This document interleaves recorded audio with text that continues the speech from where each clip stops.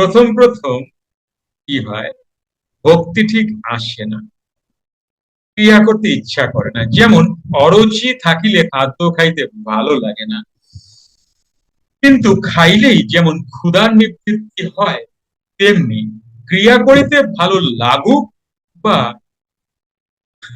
নাই লাগুক, ক্রিয়া করিলে আত্মসাক্ষাৎকার অবশ্যই হইবে। তোমার ভালো খারাপের সাথে কিচ্ছু যায় আসে না।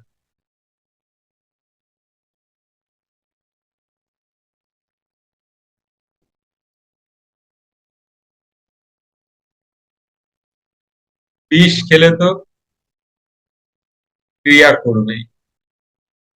তুমি ভালোবেসে খাও আর খারাপ বেসে খাও, তার ক্রিয়া তো সে করবে। আবার তুমি যদি অমৃত পান করো, এবার তুমি অমর না হতে চাইলেও অমরত্ব তো আসবে, তাই না?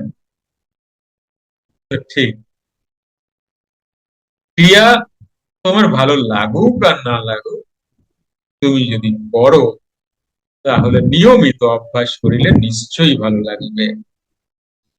ক্রিয়া অর্থাৎ কর্ম, গীতার কর্মযোগকেই তিনি ক্রিয়াযোগ আখ্যা দিয়েছিলেন। আর একটা কথা বলে রাখি প্রসঙ্গত, এই গীতার যে ব্রহ্মবিদ্যা, এই ব্রহ্মবিদ্যা তো সত্য যুগের। এটা আমাদের আমাদের মতো মানুষ সংসার করে তা করা সম্ভব ছিল না।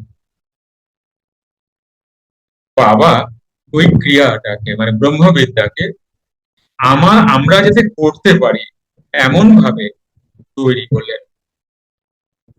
কারণ তোমাদেরকে অনেকবার বলেছি, ক্রিয়া যোগে একসাথে অনেকগুলো যোগ মার্চ করা আছে।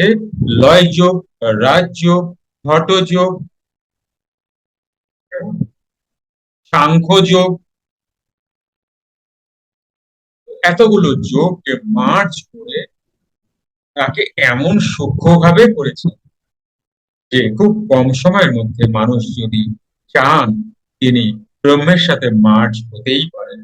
যুক্ত ক্রিয়াযোগ, সুষুম্না অন্তর্মুখী প্রাণায়াম, সম্ভাবী মহামুদ্রা, কপালভাতি শিখতে চাইছেন? প্রতি সপ্তাহে মঙ্গল, বুধ ও বৃহস্পতিবার রাত ৮টা থেকে ৯টা অবধি জুম অনলাইনে নিজের বাড়ি বসেই শিখতে পারবেন। যোগাযোগ জ্ঞানী গুরু কমিউনিটি, ফোন নাম্বার 9903680146।